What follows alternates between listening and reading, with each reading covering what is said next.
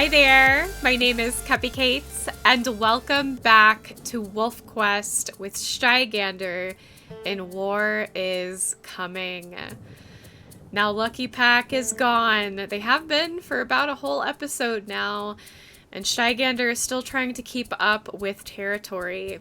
But he wants to take his reign into other packs that are in Lost River. Shiva is at home, but she has more than proven herself a worthy queen female to run this pack that will take over all of Lost River and possibly come to fight our Snagglefang pack. I apologize for the squeaking. I gave Kiba a new toy. I'm gonna take it away from her now. You can have it back when I'm done. So first and foremost, I will roll to find out what today's difficulty is. I'm wondering if this storm is any indication on what goddess is throwing a tantrum right now, but we're about to find out. It's Bovar that's throwing the tantrum as Eartha continues to curse Stigandr and all of his goals. In taking out the Lucky Pack, she is angered greatly with him still. We're inaccurate today. Stigandr is going to go and make sure his belly is full before he returns to the den, and then he is going to continue venturing out to strengthen his current territory and sneak into a new pack, taking their territory, spreading his scent and his pack across the lands. Stigandr isn't taking any nonsense today as he approaches an older kill. He sees coyotes have gotten to it and he chases them off, giving them a reason not to come back by nipping them in the butt. A fresh snow has fallen upon the lands of Lost River, a cooling to Bovar's fire and rage in the skies. Stigandr is racing along, trying to strengthen his territory from the rebellion that is still underway just underneath his nose. But so far, he is still stronger than these wolves that are trying to speak out against him. However, his body does grow tired. He's been running for hours and hours, and the cold is getting at his joints a bit. Despite the fact that he's young, he still can only push himself so hard. So after he strengthens this next part of his territory, he's going to sleep out of the field away from his puppies, so he won't be able to see them for another day. Stigandr awakens after being riddled with nightmares of fire burning everything, dogs watching the geysers explode out of the ground, and he's left feeling unsettled. Even though Bovar's fires rage within him and push him forward, fire in life is destructive, and he wonders if it's an omen from the goddess telling him that fire is on its way. But he can't let his dreams, his nightmares affect his goals in life. After all, he awakes from those dreams, but he has to live every day with the dreams he doesn't succeed in getting if he doesn't do what he's supposed to. A dream of taking place as an heir to a throne that was taken away from him at the death of his mother. Shiva's howling in the background, probably notifying Stigandr that her food is low and that he needs to return with food of his own. He's far from the carcass now, but he is close to the den, and he's wondering if he should risk a hunt. He has a feeling that his nightmares were an omen that Bovar cannot reach him even though her fires burn with rage, and that the goddess Eartha is working against Bovar's fires at all times. And he would be right. They are fighting a battle amongst each other, and Stigandr is caught in the balance. There is still so much unclaimed territory. Pieces of hexes of Lost River that have not been taken by any of the other wild packs. Stigandr is wondering if perhaps he could just take some of that land. Maybe the packs would be more willing to come after him and turning to him if his territory is bigger. He does come across an elk herd while he has this on his mind, and he remembers Shiva calling out, obviously hungry. And the herd is spooked. This is good.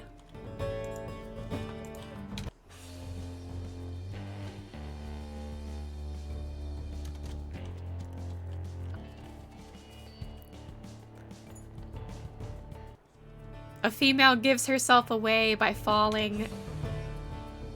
She tries to stand her ground against Stigandr.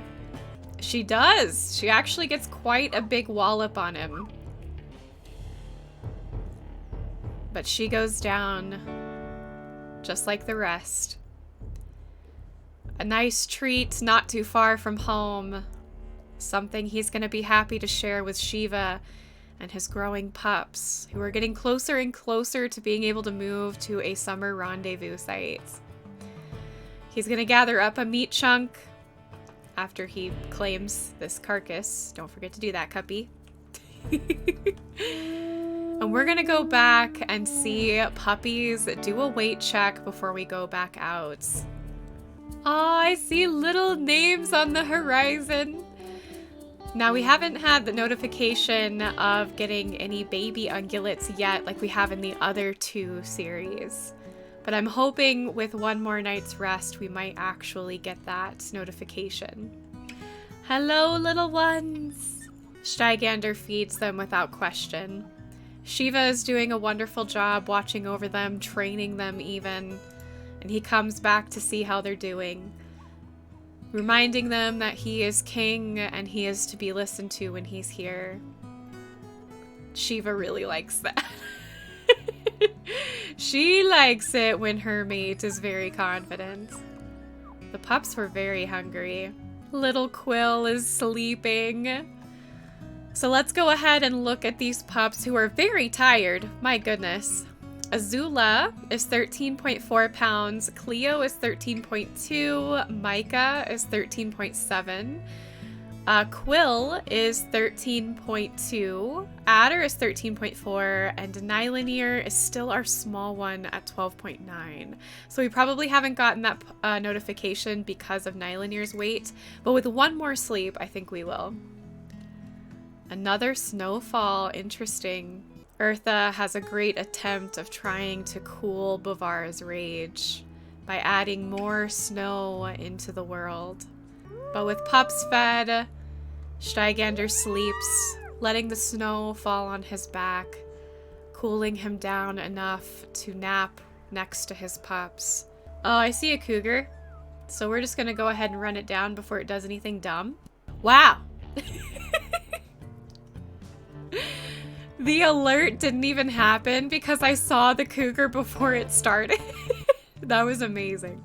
And see, that lesson with the pups was to show them to be alert at all times. Don't let predators get too close. Don't let them have the luxury of catching you off guard. The lesson here is to always be on guard of your family, of your pups, of your mate, of yourself. Whatever it is, stay alert at all times.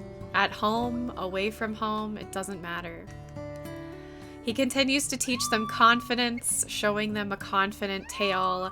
This is very important to him. Shiva is doing the same. He'll continue to show them confident gestures using this tail wag, despite his curled tail. And now, as you can see, Nylanir is finally catching up with 13.3 pounds. Micah is already at 14 pounds. It really is only a matter of time. But it's been a while since Shiva has had a good meal. So Stigandr will decide to tuck the pups away, realizing there's no actual danger anymore, and take Shiva out for them to have a breakfast together. He's become much more attached to Shiva ever since her help with getting rid of the Lucky Pack. And I wonder if she notices this. His closeness, his desire to be with her. He's quite taken with her now. It's becoming less and less of a business situation and more of an admiration. More on the levels of love than it used to be. And Stigandr is kind of terrified but intrigued by this idea of loving his mate. It's kind of a toxic and dangerous love, but he's holding on to it, and she seems happy with him as well. I'm sort of wondering if Stigandr's family is going to be what makes or breaks him a little bit. It could be that he decides that family is more important than his goals. But I have yet to see if that's true. Our 2 adults are quite full now. And Stigandr tells Shiva to go back and continue the pups' training. The Lucky Pack rebellion is still pushing hard against Stigandr, and he is only one wolf. And with Shiva training the pups, even though he'd be more formidable with her at his side, the pups still require that training. And so he'll have to take this on alone. For now, he's going to head into the east and start claiming territory that's unclaimed, in hopes of maybe finding wolves that are stragglers, dispersals, rogues, anything to add to his army with less of a fight than what a pack wolf would have. He's not desperate, but he's trying to find something a little easier. He's proud enough of taking the Lucky Pack. Now it's time to find other wolves. Stigandr has found himself near a den that is very active. A knocked over tree root, long losing its trunk and leaves, but there are pups inside making a lot of noise. There is a male that is looking out after the pups, but he hasn't noticed Stigandr just yet. Stigandr is scoping it out, trying to decide if this is something he wants to do now or wait until later. He's already spread his scent, and it seems like the male is alerted to his presence, and so he's trying to decide what to do with that. Does he go and talk to this male who's alone? Or does he come back later with Shiva, having an extra point of force with him? As he stalks around a bit, he sees a black female coming out of the den, and then there's a red female.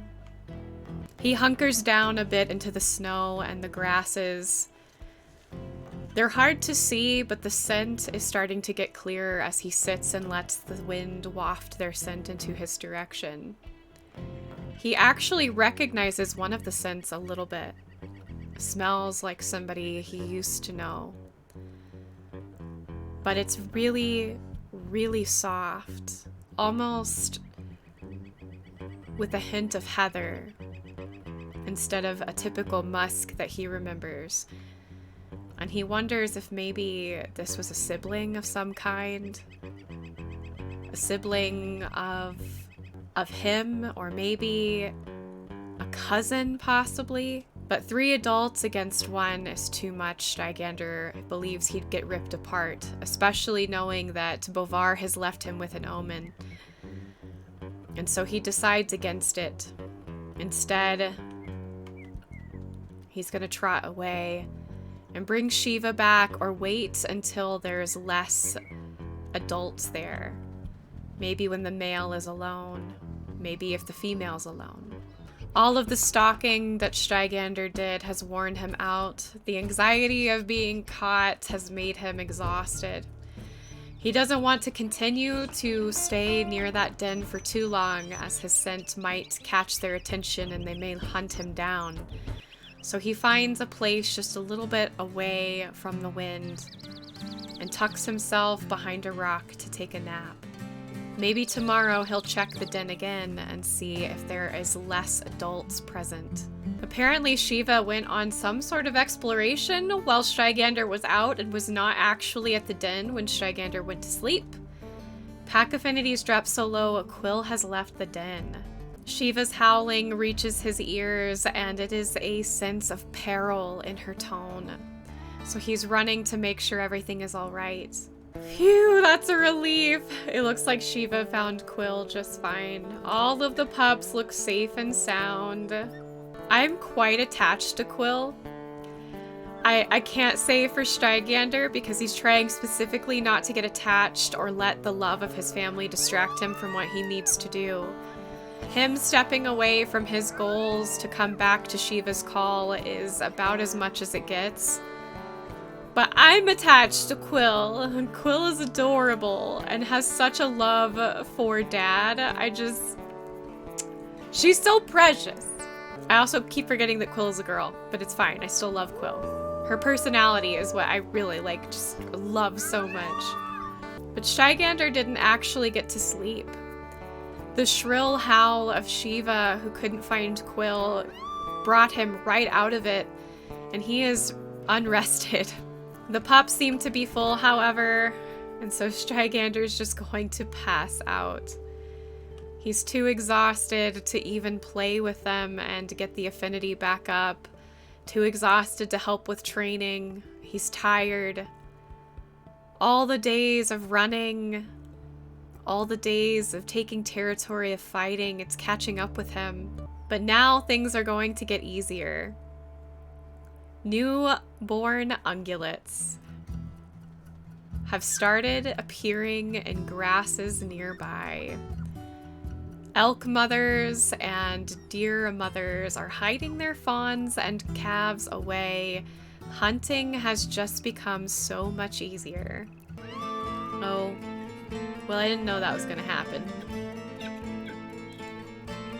Yes, I'm calling you back out. Oh.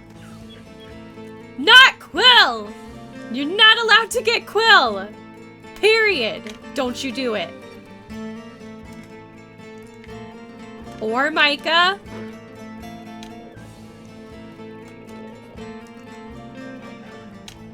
Oh boy. I don't have any energy, Micah, no! Micah! Ah! Oh. Stygander chased the cougar down, but the cougar went into the river. In its panic, it dropped Micah into the current of the river, and Micah did not come out. Stygander's been walking along the edge to see if Micah will peek his nose out above the water, but not even bubbles are visible. He can't find his son. His son is gone. One daughter and one son have been lost, but there was nothing he could do. Even if he was able to call the pups into the den, which he wouldn't have done anyway, the cougar was quick. He wasn't as alert as he usually is because he was so tired. Shiva's trying to tuck the other pups together, and Stygander tells them to go into the den. He tells Shiva that he couldn't find Micah. She's a bit distraught and doesn't know how to take the information. Tears swell in her eyes and she runs away from her other pup because she doesn't want him to see her cry. Stygander does his best to comfort his mate, but he's not exactly good at it. They're 2 pups down, but the only way that Stygander can cope is that only the strong will remain, and Shiva will move on. This won't be their last litter, he says. They'll have more puppies. She isn't comforted by that. She wants him to change his ways, but he's not sure he will.